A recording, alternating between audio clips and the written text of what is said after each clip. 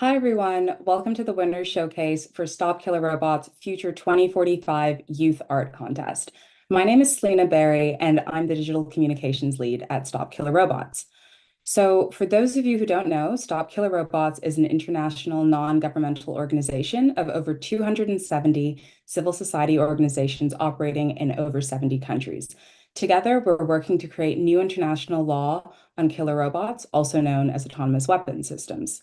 So autonomous weapon systems are weapon systems that can detect and apply force to a target without meaningful human control.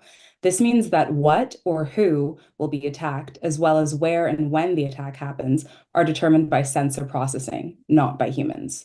Today, we'll be revealing the winning submissions to our inaugural youth art contest. Participants from all over the world were asked to use the medium of their choice, anything from a short story to a song to a graphic, to imagine what the world could look like in 20 years if the international community achieves new international law on autonomous weapons or if they don't. So today you'll get to hear and see some of the artworks and have a chance to meet the artists who created them and learn more about their inspiration and ask them a couple of questions at the end. So let's get started with our first winner. Hi, my name is Maria Eduarda. I'm 20 years old and I'm from Brazil.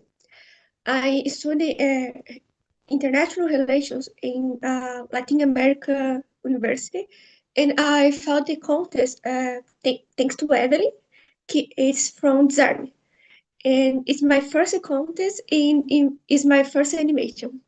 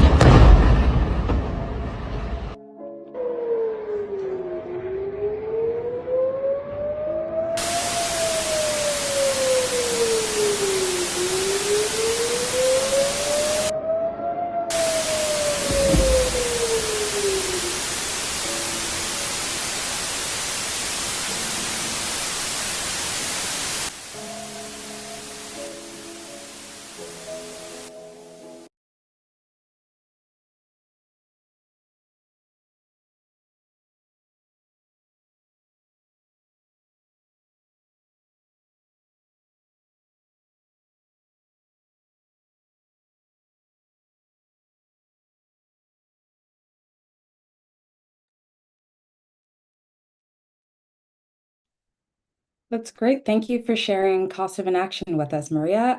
Can you tell us a little bit more about your motivation behind the piece and a bit more about yourself?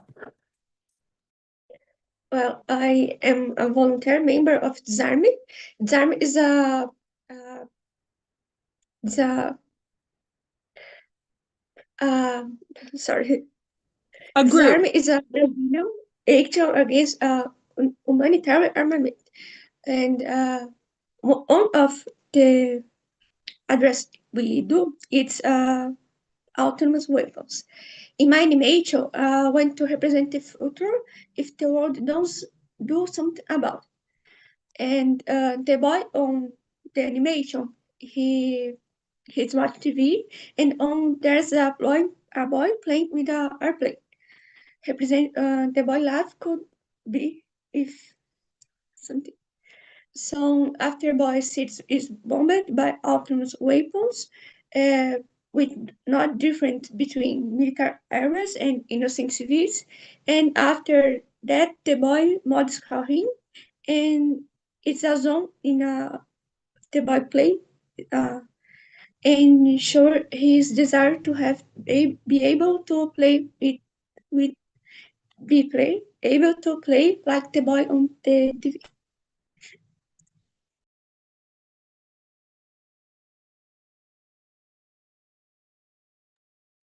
Great. Thank you so much for explaining your lovely piece. And let's move on to our next winning submission. Hey everyone, I'm Dietmar, and for this contest, I wrote a short story called Honest Hardship, and the story follows Sadika and Shira, two refugees that try to make their way to Scandinavia, because in the story, the world failed to regulate autonomous weapons in 2045, and as a result, the society as we know it nowadays doesn't exist anymore. So Sadika and Shita try to find a way to find a safe haven for them to live their lives. And my inspiration for the story came from a work that I'm already working on for quite some time. And when I heard of this contest, I thought that it was perfect for a short story. And I will now read the first part of the story to give you a glimpse of the story in the world that I created. And you can read the rest afterwards on the website of Stop Killer Robots. Shira dared to glance over the top of the broken remains of what once was a church, or so they assumed, based on the fractured outlines of its remaining walls. Once religion had been important to them, but now their focus was solely on surviving the automatic machine prowling the rubble 100 meters away, and on Sidika, of course. She sometimes called these robots AMs. Shira didn't. To them, AM sounded too much like mourning complaints instead of a name for weapon designed only to kill. Through the gloomy mist, Shira caught the dull, metallic gleam of the robot's dead eyes. Its tin-canned head turned slowly, scanning for any signs of movement. Then came the signal, a high-pitched whistle cutting through the silence of the empty capital city, leaving a lingering echo in its wake. Move. Shira darted away from their hiding spots, trying to keep their steps quick and feather-light. They weren't the only one that moved, though. The AM shifted its metallic limbs, hunting the origin of the sound. A small glare of light from a collapsed building further away ensured Shira that Shidika had moved as well. For now, the plan was working, or as much as you could say things were working, when your goal was to simply outrun certain death in a broken world. And you can read the rest of the story on the website later on. To tell something more about myself, I'm 20 years old and I'm from the Netherlands, and I study data science and society, and that's also one of my motivations for the story, because I want to make the world a better place by using data differently from how we use it nowadays, and to use it in a more ethical way. Thank you, Dietmar. And next up, we've got another winning submission. This one won in our visual art category.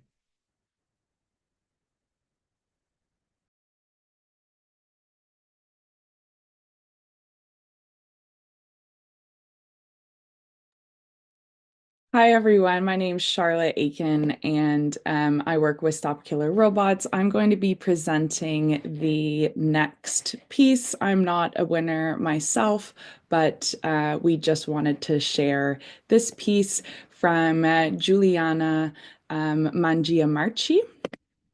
This piece is titled Clean Your Hands. So Juliana Mangiamarchi is a 19-year-old Chilean Argentinian student with a passion for art. So she already had some knowledge about the negative side that AI or artificial intelligence can have. But when she entered political sciences as a student, she found that AI could represent a risk to human life as well. So that's why she developed an interest in the campaign to stop killer robots and wanted to participate in the competition. So her artwork seeks to express the idea of a future in which, due to the lack of regulation of AI, autonomous weapons, or similar technologies, and a lack of regulation could be, a world without repercussions. So they would eliminate the concept of victims or privacy and freedom, creating illusions of beauty and peace with which they can keep the masses ignorant, she says. For this, I sought to use as a focus an intelligent but insensitive robot with his hands covered in the blood of his crimes, which is masked by a cheerful commercial man who instead washes his hands.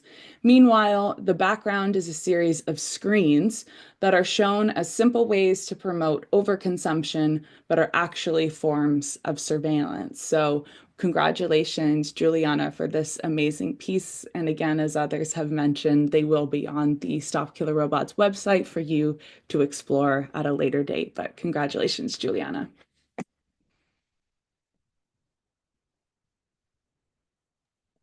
Wonderful. Thank you so much for taking the stage and sharing Juliana's artwork with us, Charlotte. So now on to our next winning submission.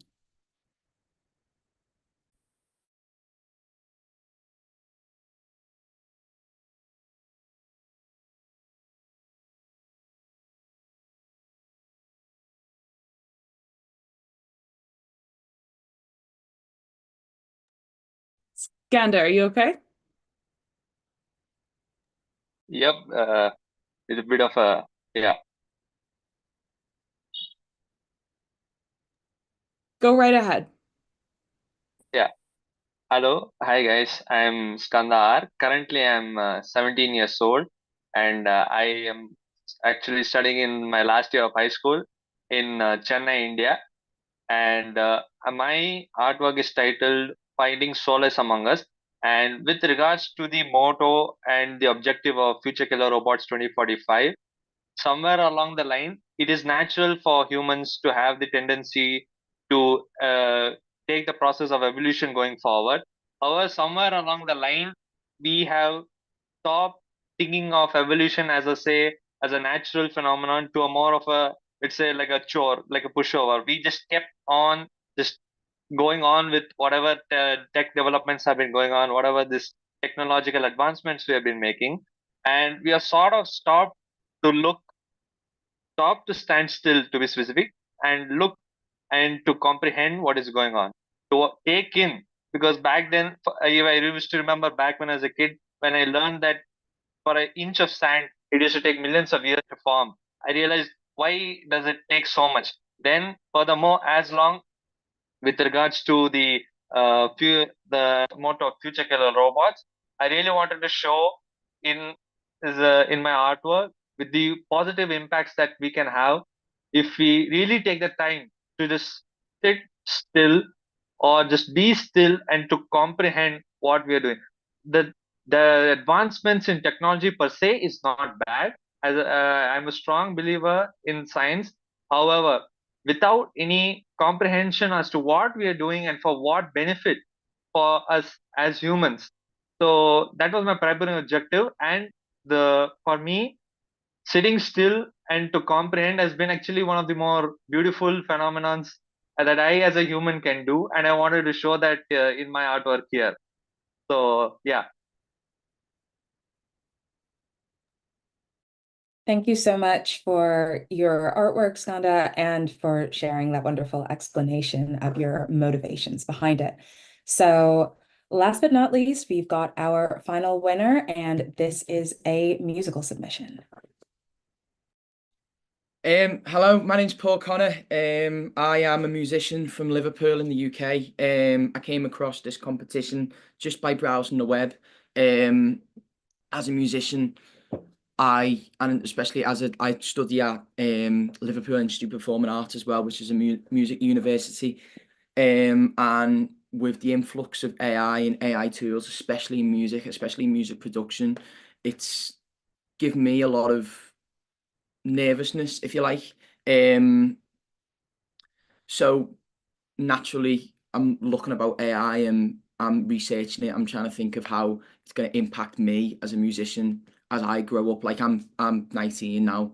2045 isn't too long away. I'll still be in my 30s in 2045. It's a bit scary, like. But yeah, as I say, I came across Stop Killer Robots just through browsing the web. I found the organization and thought it was really cool, and thought it spoke a lot to me in terms of wanting, especially autonomous weapons, especially what we're seeing in the likes of Israel and stuff like that. And I saw the competition and I thought, you know what, it would be a really good idea to go and give it a go. And luckily it came through and now I'm here. And I'll stop waffling now. This one's called Thinkers. It's about 2 minutes long, something like that. It's a bit of a ballad type thing, but yeah.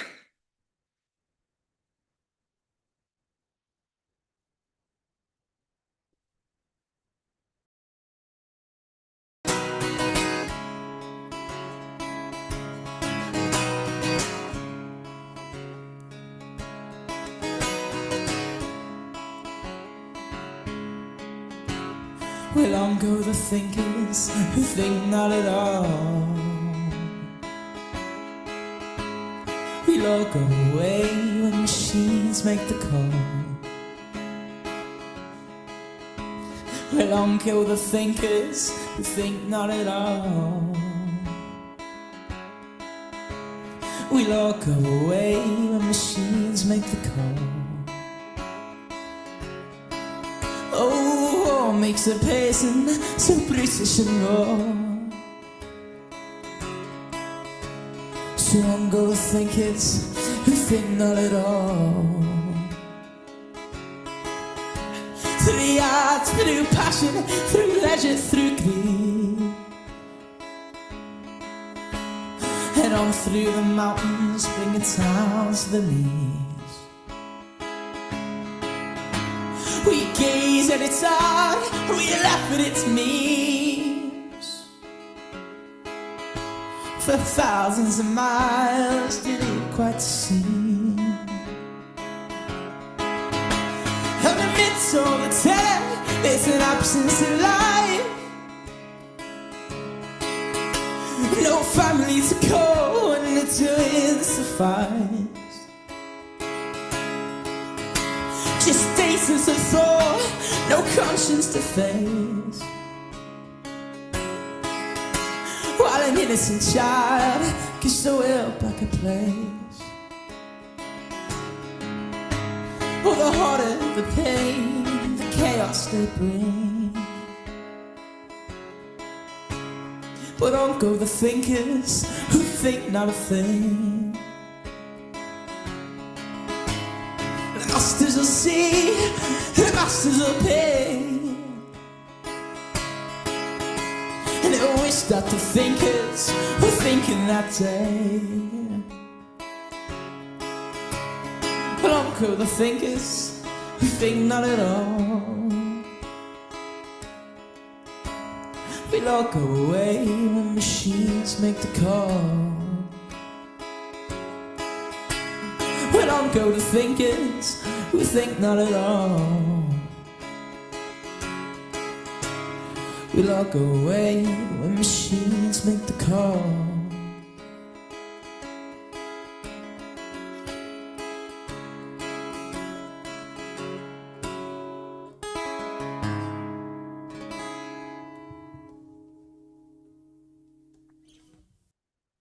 And that's that, yeah.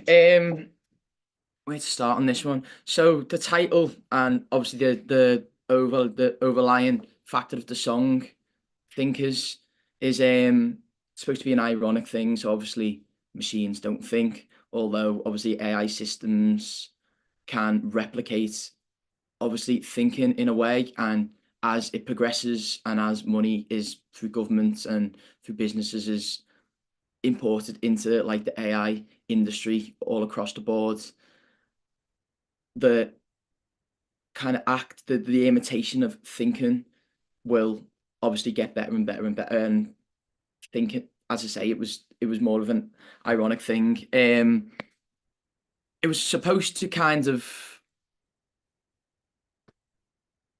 go through everything in terms of AI. Obviously, there's a part where it says we gaze at its art and we laugh at it.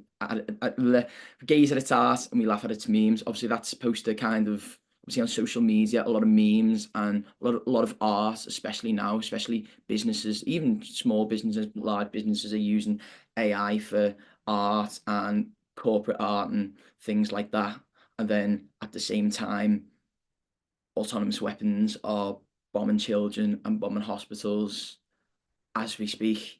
And it's a bit mad to think, obviously, well, it's not just mad, it's crazy to think of the widespread uses of AI and the fact that although it can bring joy in a sense, it can bring a lot of destruction.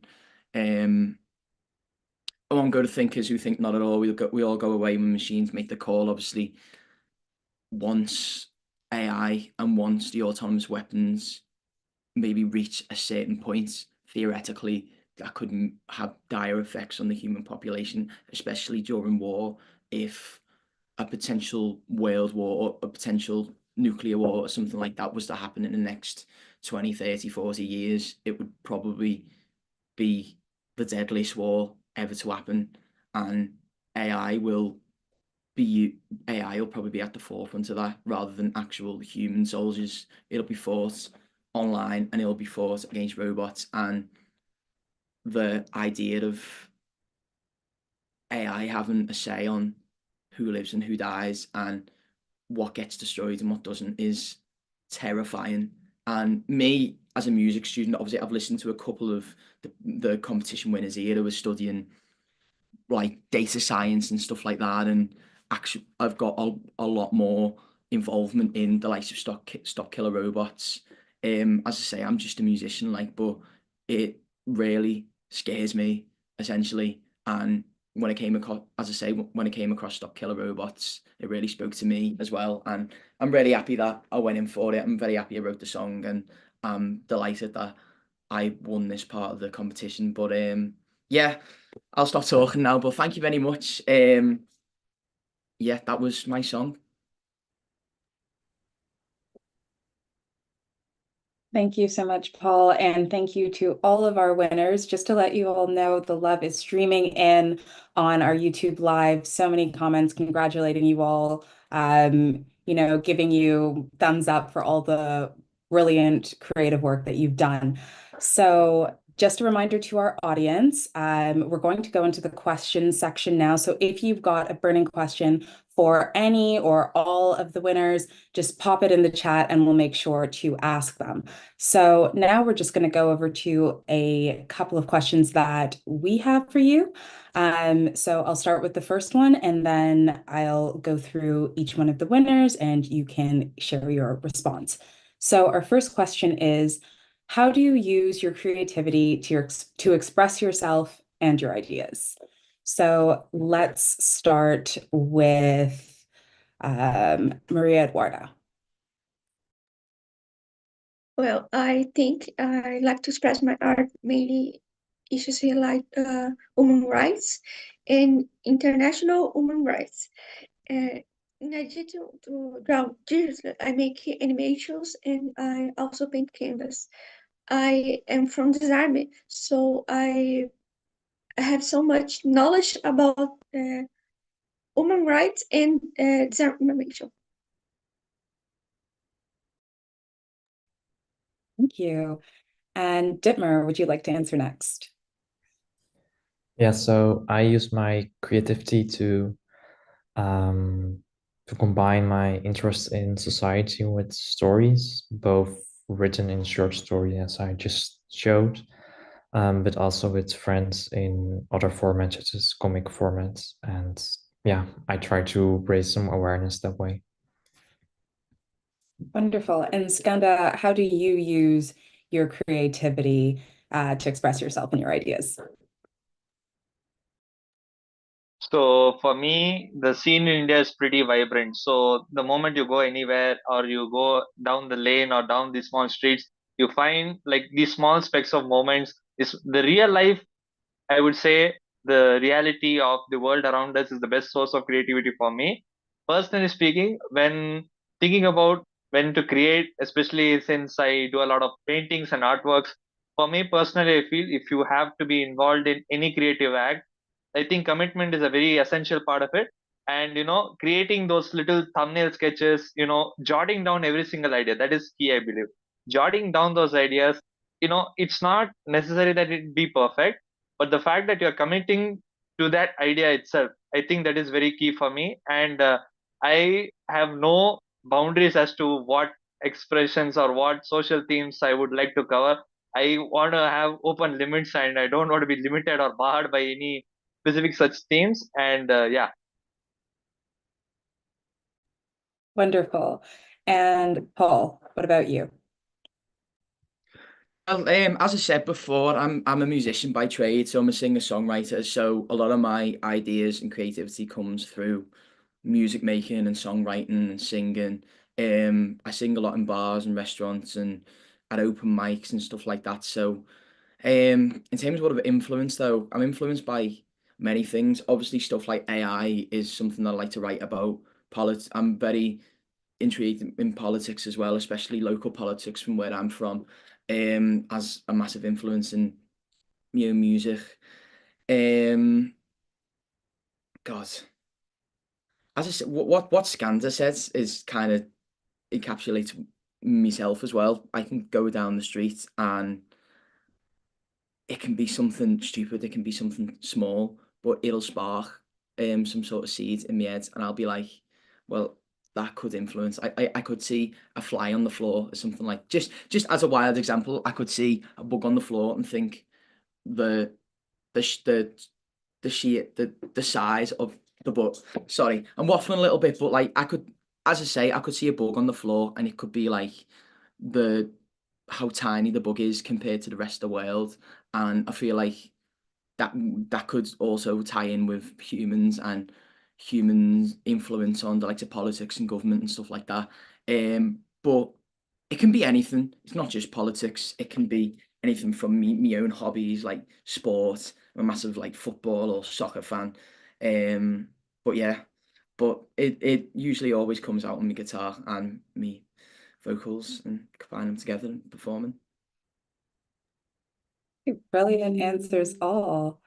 Um, so we have a question from the audience that I want to share with you all. And that question is, how can we introduce creativity in our daily lives to advance advocacy? So I'll start with, let's mix it up this time. Let's start with Dittmer. So the question was that how can we use So- creativity to spark advocacy? So yeah. Exactly. So I think even in small things you do daily, I think even thinking about the normal things we do daily is already a way to spark creativity, because if you think about stuff we do daily on a daily basis, but seems very normal, you can already find out that some things may not be as normal as they seem to be. And that way you can try to do it differently or see if other things work, and then use your creativity to change the world a little bit. Great answer. Anyone else want to take up this question from the audience? Just remind Go me of the ahead. question again. Sorry. Of course. So it is, how can we introduce creativity in our daily life to do advocacy or to advance our advocacy efforts on different issues that we're interested in or care about?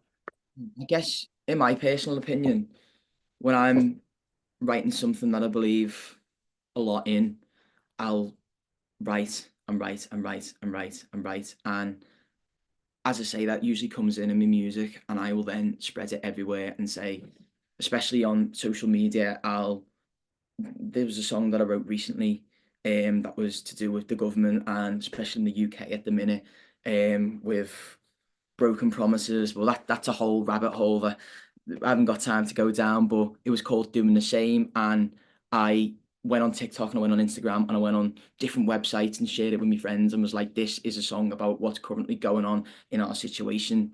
Please share it, please write about it, please. Yeah.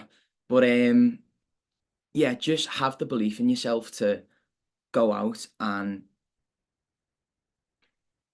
have the belief in yourself to just go out and share it with other people. There's one thing doing it for yourself, there's another thing in having the confidence to go out and believe in what you're writing, and even sharing it with organisations like Stop Killer Robots. If you've got a song, even if you haven't applied for this competition, if you've got a song that you believe strongly in, or an artwork or something like that, share it with us. Share it with, I'll put me Instagram in the comments in a minute. Share it with me. Share it with people that you know are interested in the subject. Organisation is key in any movement. But yeah. Great answer. Any other takers before we move on to the next question?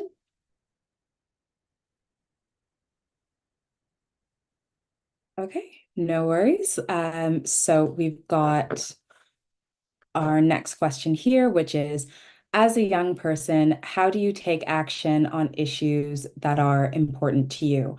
Maria Eduarda, would you like to kick us off? Well, I really want to be able to make the difference internationally. So I already participate in several projects as voluntary, like Zarme, Amirfe, and all these projects here in Brazil. And I try to use my art and design to bring it to as many possible people. So yeah. Great. And Skanda, why don't you answer this question as next for us? So, Yeah, sure. yeah, as a young person, how do you take action on issues that are important to you? So I think when regarding taking action on any issue, I think it's important for one to know what one is good at, to be specific. Because I think that is key when acting on any issue. Let's say you're good at art. Maybe then once you realize you're good at art, you can maybe create visual pieces in my case for creating any awareness on any social issues. If you're a musician, let's say like Paul here, you can create any musical pieces, you can create any pieces or you create any songs that reflect or that can elaborate, can give emotions to what issue is at hand. Let's say if you're a good videographer, advocating and how we can advocate is actually best represented through what we do best. And it doesn't need to be anything like extraordinary, like the top of the line quality, top of the line talent. It needs to be sincere. It needs to be genuine. And as long as it's the thing that you love doing the most and you're sincere with the issue that you're advocating for, I think that's the best way the youth among us can advocate for such issues. Yeah. Fabulous answer. Paul, would you like to go next? I know you kind of touched on this in your previous answer, but anything else to add? Yeah, as I say, what Skander said was spot on again. Organise, speak to people, write to people. If you've got a local politician, as the saying goes, charity begins at home. They are out to serve you, the people, at the end of the day.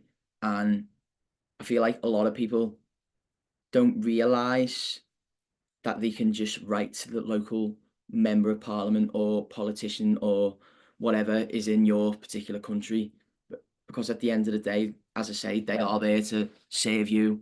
Organise with people. If it's not even politicians, organise with friends, organise with family, organise with other organisations such as Stop Killer Robots. But it could be anything that you're interested in. It could be something like fly tipping, or it could be litter, or it could be the park swings haven't got swings on them, or it could be something like we need to disarm autonomous weapons.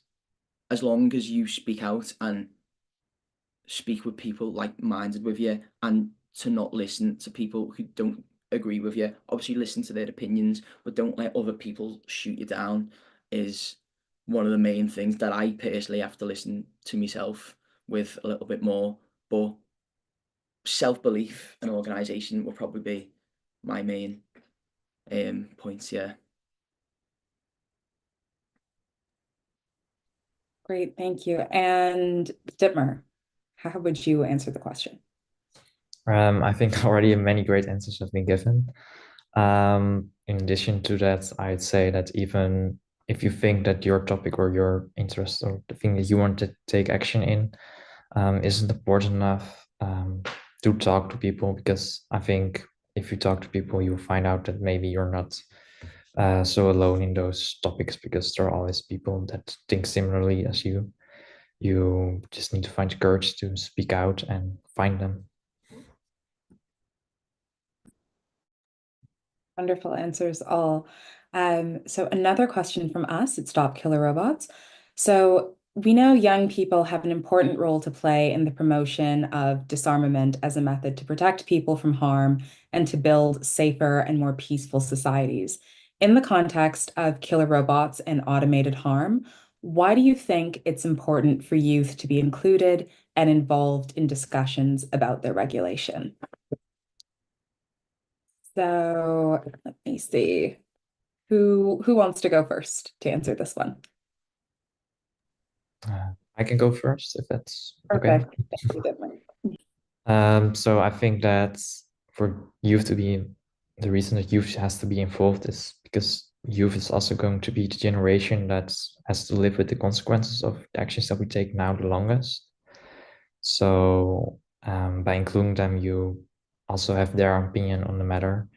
And in the end, most of us want to have a world for future generations that is safe and protected, and that everyone can live their lives the way they want to. And I think that if you include the youth, you also have the creativity and view of a new generation that is new to the world, and maybe has different point of views. Great. And Paul, would you like to go next? Yeah, of course. What Dietmar said was spot on. Again, it's your future. Essentially, we are the next generation that will live with the consequences. I mean, it could be very close to home to you as well. Luckily, I live in a country that isn't directly involved in autonomous weapons. But if you're from the Middle East, for example, if you live anywhere close to Palestine, it's a massive thing and it's a massive topic. Even if it's not portrayed in the newspapers as much as it should have, maybe it's not in the newspaper's interest to talk about autonomous weapons, but it is your future, especially if you're involved or you're interested in the armed services as well in your country. It is something that you need to be educated on, and well, it's something that everyone needs to be educated on. It's our future. If a war breaks out in 5 minutes, they will be using autonomous weapons, and that could have a direct harm on the lives of millions of people. And it's very scary to think about. It's terrifying to think about, but that's the whole reason why people need to speak about it. It needs to be spoken about more. It needs to be spoken, especially in the UK, it needs to be spoken about more. There's a lot of protest right now around the likes of Palestine and stuff like that. Autonomous weapons should come into it as well, because, as I said, I know I'm using this conflict as a very specific thing, but obviously Israel do use it. It's scary and it needs to be spoken about more.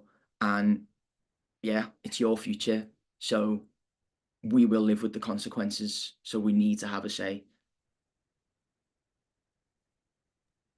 So true. And Skanda, let's hear your response. Probably both Ditma and Paul have probably covered the whole aspect towards this question. But speaking of which, most people, I would say, who are in charge of legislation or in the governance of such autonomous weapons or any of such kind of, let's say, killer robots and so on and so forth, they aren't really going to face the consequences anyway. So that may be an indirect factor in which they may be a bit reckless in terms of its implementation. With the wars going on, with the conflict going on, it is in and in an indirect way, I would be implying that the people in power who are maybe responsible for the behind the scenes of such conflicts, they know they ain't gonna face this consequences because they ain't the generation that's gonna face the future. They ain't gonna face this all sort of conflict, autonomous weapons, all this bullcrap. They're just gonna wage on this power game. They're gonna wage it on, and this is just gonna be a tool of leverage. And that's what it is at this point. The advancements in killer robots is just a game of leverage. Who has more leverage? Does this country have more leverage? Is your opposition having more leverage? Is your opposition country having more? Is your opposition race, ethnicity? Do they have more leverage? That's all the game is. I said earlier also, we have stopped to stop to comprehend what we are thinking about. So now to change the game of protecting or let's say peacekeeping to a game of leverage, I think it's pretty deadly. It's quite a very dangerous chess game to play here. And as said by Paul and Ditma, any leverage game playing, they ain't gonna be around to face the consequences of it all. It's gonna be us only. Any brunt or baton passed by them is gonna hit us right in the head. So yeah. Right on. Thank you. And to round up, Maria Eduarda, let's hear your thoughts. Well, I think it's because young people will be the future. So I feel we are a generation more focused on human rights, and I feel we can be the difference. So yeah. Wonderful. Thank you all for your questions. We have one more question from the audience. This one comes from Hevelin in Brazil. Do you see your art as a form of resistance or political intervention? Because through art, people can really understand war and its consequences. Who'd like to answer that one first? Skanda, let's hear from you. I feel like this may be a bit more targeted to me. I think it's both. It's both an intervention and it's both like an awareness. Because you bring more people who are not under the awareness or under the purview of autonomous weapons. And also the people who are playing this leverage game, as I said before. And this art is a source of, let's say, advocating against with this game that they're playing, this larger game that they're playing of leverage by, using autonomous weapons for various unnecessary conflicts and so on and so forth. And art plays many roles. I wouldn't bound it by the words of intervention and advocacy. Art is like, it's a, what is the word I would say? It is omnipresent. It's omnipresent. Its impact and its effects are omnipresent, I would say. And the beautiful thing about art is the interpretation of it can be each to their own. Each one can have their own interpretation of it. They can take their own message from it. However, the core is the same. The message can be interpreted differently, but it unifies to a certain extent, and that power, I think, it's very beautiful. And it's not restricted to just visual art. It is expansion to writing, music, any form that is creatively expressed. I think does this job very beautifully. So yeah. Brilliant answer. Anyone else would like to answer this question? Okay, yeah, let's hear it, Paul. As I say, what Skanda said again was spot on. Art historically is a form of resistance and is a form of intervention. Depending on the level of intervention and resistance I'd say is dependent on the reach of your art. I probably personally should have shared my song a little bit more, and I definitely will now after this Zoom call and this YouTube video.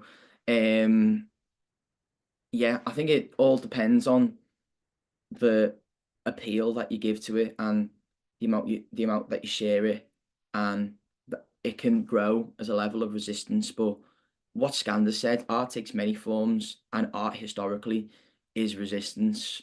Poetry can be a form of resistance. It's directly affecting many government policies in terms of autonomous weapons. And if you're writing about something that you technically disagree with, then of course it's resistance. And the only way to build upon that resistance is by sharing it and presenting more, well, gaining more mass appeal with it. Great.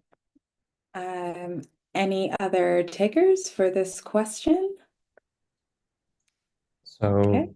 Paul and Skanda were also both spot on with things that they said. And yeah, I think that art and stories and art pieces in general provide a way for the viewer to form their own opinion about something. I think you can tell a story or show an art piece or sing a song, and then you can make people feel something, and then they can think about how they act on that feeling. So yeah.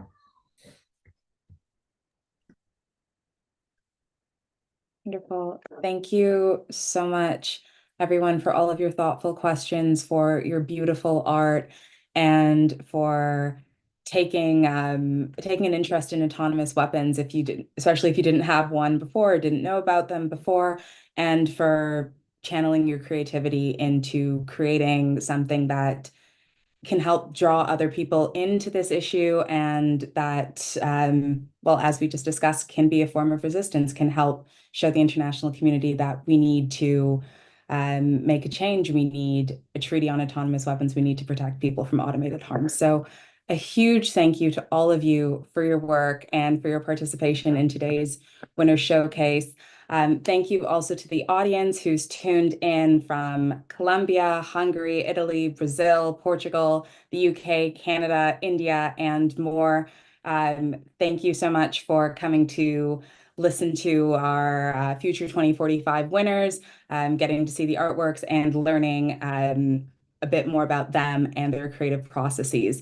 So going forward, we will have all of the artworks up on our website tomorrow morning, and we'll be sharing the winners' artworks across our social media channels in the coming days, so you can continue to engage with them and ponder them, think about how these can be used in our collective efforts, advocacy efforts to move toward new international law on autonomous weapons or killer robots.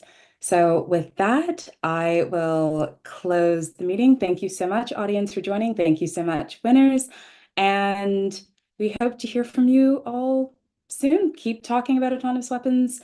There are lots of resources on our website to get involved. You can join our youth network. You can write a letter to your MPs. We'll share all that information in the chat after this, but thank you again.